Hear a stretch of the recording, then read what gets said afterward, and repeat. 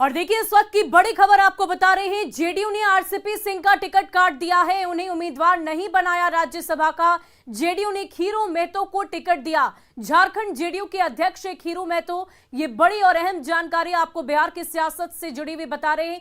JDU के उम्मीदवार नहीं बनाए गए हैं आरसीपी सिंह, और इस बार जेडीयू की तरफ से खीरू महतो जो झारखंड के जेडीयू के अध्यक्ष हैं, उन्हें राज्यसभा का टिकट दिया गया है। यानी कि आरसीपी सिंह का पत्ता साफ हो गया है, उन्हें इस बार राज्यसभा का उम्मीदवार नहीं बनाया गया। देखिए, राष्ट्रीय अध्यक्ष ललन सिंह भी आ गए हैं। हम कोशिश करेंगे ललन सिंह से भी बात करने की, और जाहिर तौर पे ये ललन सिंह की जीत भी बताई जा रही है और माना जा रहा है कि ललन सिंह ने इसमें बड़ी भूमिका अदा की है। और सर, झारखंड के आदमी को खीरू महतो को यहाँ पे टिकट दे दिया गया सर। जी जी, तो देखिए अभी कुछ देर के बाद यहाँ पे प्रेस कॉन्फ्रेंस भी होने वाला है, लेकिन इतना तो तय है कि ये एक बड़ी बात है झारखंड के लिए, और हम लगातार कोशिश कर रहे हैं कि हम उनसे बात करें। वाकई आनंद, जिस तरीके से ललन सिंह का रुख अभी देखने को मिला, वो अभी बातचीत करने के मूड में नहीं है। बंद कमरे में बातचीत होगी, मीटिंग होगी, और आगे प्रेस कॉन्फ्रेंस के माध्यम से और अधिक जानकारी दी जाएगी। आनंद, गौर फरमाने वाली बात तो ये भी है कि अभी कुछ देर पहले बीजेपी ने अपने नाम का ऐलान किया, अपने उम्मीदवारों के नाम का ऐलान किया, और उसके बाद जेडीयू ने किया। क्या ये इंतजार किया जा रहा था कि पहले बीजेपी करे और तब जेडीयू अपने नाम का ऐलान करेगी? बिल्कुल बिल्कुल, आपने सही कहा। और सुबह से लगातार इस बात की चर्चा थी कि पहले कौन, पहले आप वाली बात थी। बीजेपी जेडीयू की लिस्ट का इंतजार कर रही थी और जेडीयू बीजेपी की लिस्ट का इंतजार कर रही थी, और जेडीयू की तरफ से तभी अपने नाम को डिस्क्लोज किया गया जब बीजेपी ने अपना लिस्ट जारी कर दिया। और जाहिर सी बात है, बीजेपी ने भी काफ़ी वक्त लिया, चूंकि 31 तारीख को ही नामांकन का आखिरी तारीख है। लेकिन उसके पहले मैं आपको जेडीयू पर लेकर आता हूं कि जेडीयू में जो लगातार दो खेमे की बात हो रही थी, आज एक खेमा बेहद मजबूत होकर उभरा है और आरसीपी सिंह के लिए जोरदार झटका है। क्योंकि एक समय माना जाता था कि जब जेडीयू के राष्ट्रीय अध्यक्ष के तौर पे आरसीपी सिंह थे, उनका पार्टी में बेहद बड़ा कद माना जाता था, और ये भी कहा जाता था कि जेडीयू में नंबर 2 की स्थिति में कोई है तो आरसीपी सिंह। लेकिन आज जेडीयू में राष्ट्रीय अध्यक्ष बनने के बाद, ललन सिंह के राष्ट्रीय अध्यक्ष बनने के बाद, देखिए इस वक्त हमारे हाथ में वो कागज भी है जिसमें साफ साफ लिखा हुआ है कि 2022 में बिहार से राज्यसभा चुनाव में झारखंड प्रदेश जनता दल यूनाइटेड के जो अध्यक्ष हैं, पूर्व विधायक श्री खीरू महतो को जनता दल यूनाइटेड के उम्मीदवार होंगे। ये महत्वपूर्ण है, और हम लगातार अब कोशिश कर रहे हैं कि अब जाने दीजिए अरे बात हो गई। देखिए हम कोशिश कर रहे हैं कि हम, चूंकि हमारे हाथ में वो लेटर आ चुका है, हम कोशिश कर रहे हैं सर हमारे हाथ में अब आधिकारिक तौर पे वो लेटर आ चुका है, और बेहद महत्वपूर्ण है सर, क्योंकि केंद्रीय मंत्री थे आरसीपी सिंह, अचानक से उनका पत्ता कटना। ये कोई पत्ता कटना नहीं है, इसको आप गलत आकलन कर रहे हैं। श्री आरसीपी सिंह साहब पार्टी के बड़े नेता हैं, सम्मानित नेता हैं, और पार्टी ने उनको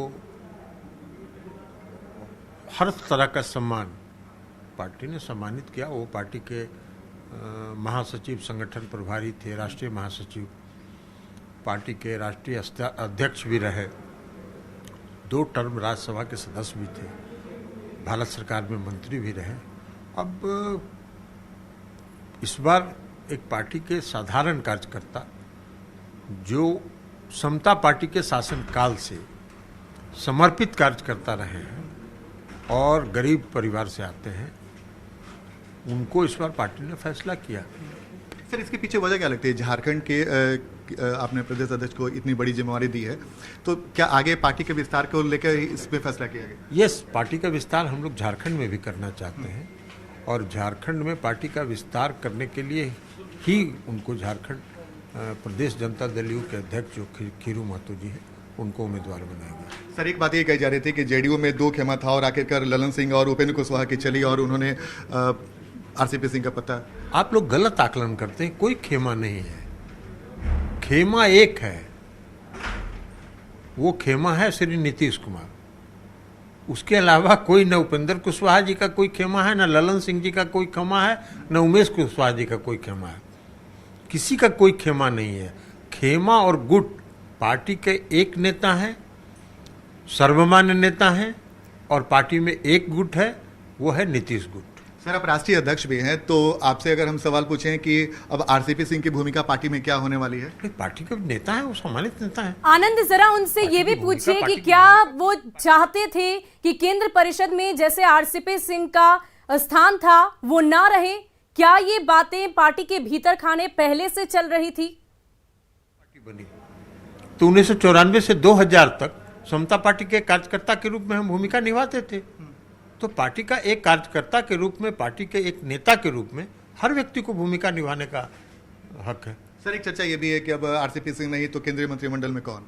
नहीं, ये सब बेकार बात है। ये सब प्रधानमंत्री का विशेषाधिकार है। इन सब बाहियात चीज़ों में हम लोगों की कोई रुचि नहीं। सर उपेंद्र कुशवाहा भी हैं संसदीय बोर्ड के अध्यक्ष। उपेंद्र जी, आज एक तरीके से आरसीपी सिंह को बड़ा झटका लगा गया, ऐसे बताया जा रहा है, और जेडीयू में ये भी कहा जा रहा था कि अगर आरसीपी सिंह नहीं रहेंगे तो पार्टी में भी कुछ स्थितियां बिगड़ सकती हैं। ऐसी कुछ बात देखते हैं?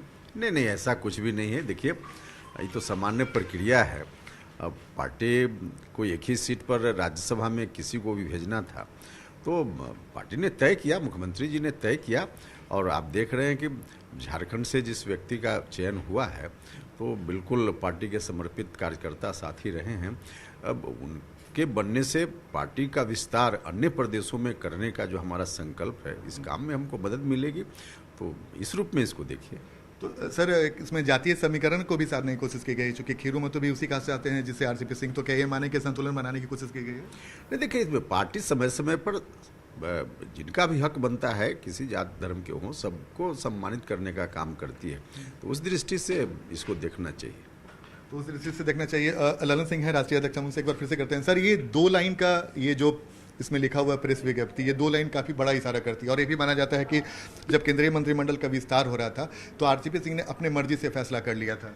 नहीं, अब ये सब बात तो बीती बात है। इसको बीती बात को खरीदने से क्या फायदा? वो माननीय केंद्र सरकार में मंत्री थे, जनता दल यू के प्रतिनिधि के रूप में थे, तो अब इसकी बात की कोई चर्चा करने का मतलब नहीं है। हर लोगों ने, हर व्यक्ति ने, इस पार्टी के हर व्यक्ति ने आनंद, अगर पहले की बात करें, जब आरसीपी सिंह केंद्रीय मंत्रिमंडल में शामिल हुए थे, उस दौरान पार्टी के भीतर खाने नाराजगी देखने को मिली थी, गिले शिकवे देखने को मिले थे। क्या अब ये गिले शिकवे दूर हो जाएंगे? पार्टी के तमाम कार्यकर्ता, नेता जो नाराज थे। कोई भूमिका तय करने की चीज होती है?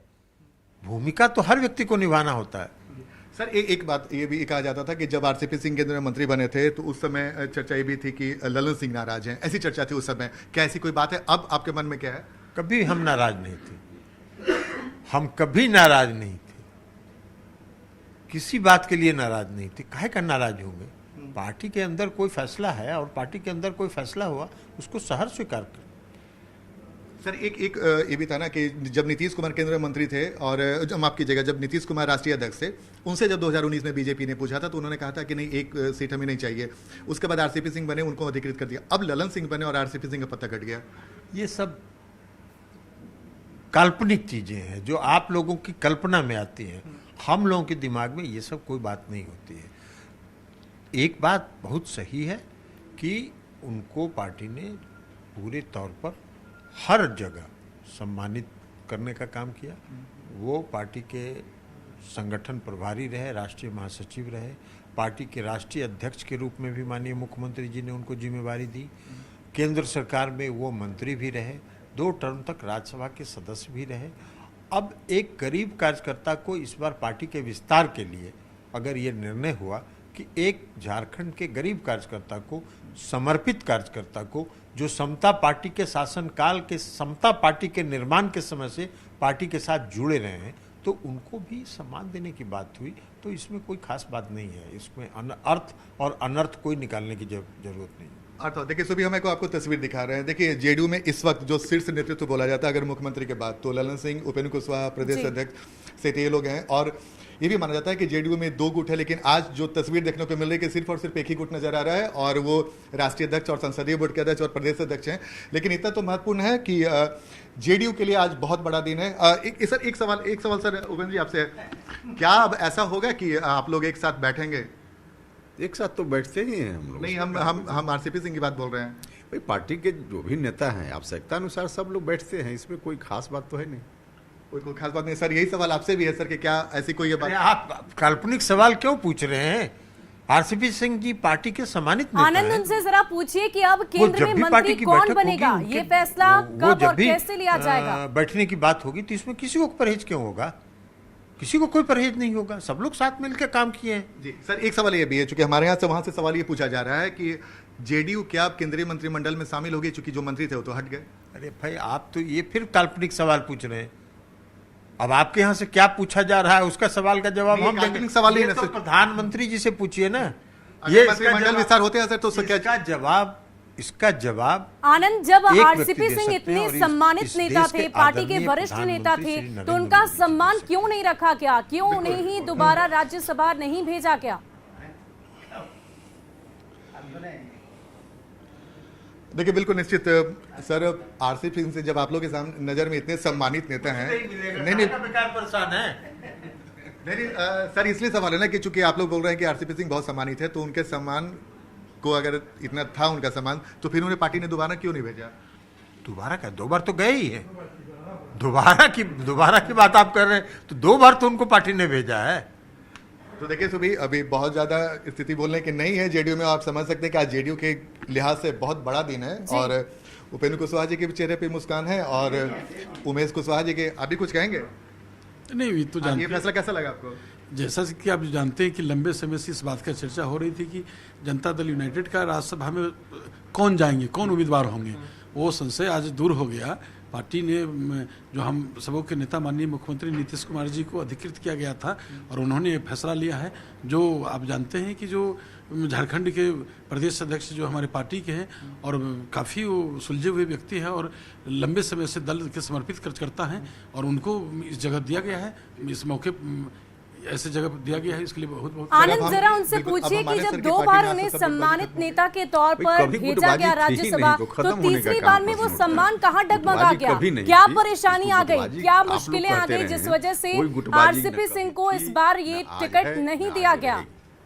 रहेगी। सर ये सवाल बेहद महत्वपूर्ण है सर, कि आप लोग लगातार बोल रहे हैं कि आरसीपी सिंह काफी सम्मानित नेता थे, हैं भी, तो यही सवाल है सर कि कई लोग आपके कार्यकर्ता ये भी जानना चाहेंगे कि भाई ऐसी क्या गलती हुई है, क्या वजह रही जिसकी वजह से आरसीपी सिंह को फिर से नहीं भेजा गया? नहीं, देखिए, इसमें कोई गलती की बात और कोई सही की बात नहीं होती है। जिस व्यक्ति का भी पार्टी के द्वारा सिलेक्शन होता है, अब उसने क्या सही किया और जिसको नहीं मिला उसने क्या गलती की, ऐसा कुछ नहीं होता है। पार्टी ज़रूरत के हिसाब से जिनको जहां लगाने की ज़रूरत होती है पार्टी लगाती है। और आरसीपी सिंह जी पार्टी के सम्मानित नेता हैं, और माननीय मुख्यमंत्री को तो बिहार की जनता का आशीर्वाद प्राप्त है, तो उनके बाद अगर सबसे ज़्यादा सम्मान आप उस रूप में देखिए कि किनको क्या मिला, तो सबसे ज़्यादा सम्मान मुख्यमंत्री जी के बाद इस पार्टी ने किसी को दिया, तो उनका नाम आरसीपी सिंह जी है। तो कहाँ से इसमें कहीं कोई दूसरी बात आती है? तो आरसीपी सिंह का सम्मान जितना पार्टी को करना चाहिए था, पार्टी ने पूरा सम्मान दिया, और 2 बार उन्हें राज्यसभा भी बनाया और केंद्रीय मंत्री भी बनाया। तो हम आपको तस्वीर लगातार दिखाने की कोशिश कर रहे हैं सुबह की, बेहद महत्वपूर्ण तस्वीर है, और ये तस्वीर ये साफ साफ इंगित करती है कि जेडीयू में अब सिर्फ एक ही खेमा है, और इस खेमे के ऊपर ही अब जेडीयू का पूरा भविष्य टिका हुआ है, और नीतीश कुमार अपने इस टीम पर काफ़ी भरोसा करते हैं। और यही वजह है कि जब ये फैसला लिया गया तो उस फैसले में दोनों बड़े नेताओं की भी बड़ी भूमिका थी, और यही वजह है आनंद, एक सवाल और जब ये आप फैसला पूछें किया कि गया जिस तो तरीके बिहार के बाहर से खीरू बॉर्डर महतो पार और जाकर के कार्यकर्ता को चुनना पड़ा, क्या बिहार में कोई ऐसा मजबूत नेता या कार्यकर्ता नहीं था जिसका चुनाव किया जा सकता था?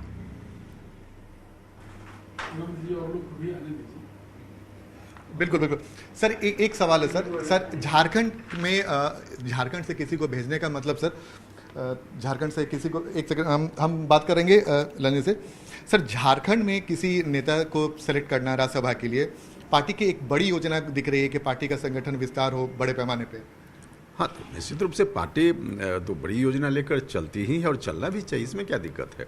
अब झारखंड से किसी नेता को भेजने का मतलब उससे जो लाभ होना है भविष्य में, उसमें तो है कि पार्टी का विस्तार अन्य राज्यों में भी हमको करना है, तो उस दृष्टि से यह डिसीजन आगे कारगर साबित होगा। बिल्कुल ललन सर, पार्टी आपकी पार्टी मणिपुर में भी काफ़ी अच्छा प्रदर्शन उन्होंने किया, आप लोग नागालैंड में भी प्रयास करने वाले हैं, और झारखंड अब आप लोग का टारगेट में है। देखिए, झारखंड हमारा टारगेट में है। झारखंड में आप लोगों को हम एक बात बता दें कि पुराने समय में समता पार्टी के समय में झारखंड में हमारा संगठन पार्टी का संगठन बहुत मजबूत था। हमारे 6 विधायक वहाँ हुआ करते थे और आज थोड़ी कमजोरी आई है और हम समझते हैं कि श्री खीरू महतो जी के वहाँ राज्यसभा जाने के बाद वहाँ झारखंड में हमारा संगठन मजबूत होगा और आने वाले समय में हम लोग भी एक राजनीतिक दल चलाते हैं और एक राजनीतिक दल के रूप में हमको अपने पार्टी का विस्तार अलग अलग राज्यों में करना है। आपने देखा कि अभी मणिपुर का विधानसभा का चुनाव हुआ, हम लोग वहाँ 6 सीट जीते और 2 सीट पर हम लोग बहुत नॉमिनल वोट से हारे। तो अब आने वाले चुनाव में अभी मार्च में चुनाव होना है नागालैंड का, वहाँ भी हम लोग चुनाव लड़ने वाले हैं। झारखंड में भी हम लोग पार्टी का विस्तार करना चाहते हैं, उत्तर प्रदेश में भी हम लोग पार्टी का विस्तार करना चाहते हैं। तो हम लोग भी अपनी पार्टी का विस्तार अलग अलग राज्यों में करने का विचार रखते हैं। चलिए, तो अब चूंकि गहमागहमी जेडीयू दफ्तर में काफ़ी बढ़ चुकी है और यही वजह है कि हमने कोशिश की कि आरसीपी सिंह को क्यों दोबारा मौका नहीं मिला और जेडीयू के लिए आज का दिन क्यों बहुत महत्वपूर्ण है। बहुत शुक्रिया हमारे साथ जुड़ने के लिए आनंद, तमाम जानकारी के लिए, तमाम तस्वीरों को दिखाने के लिए।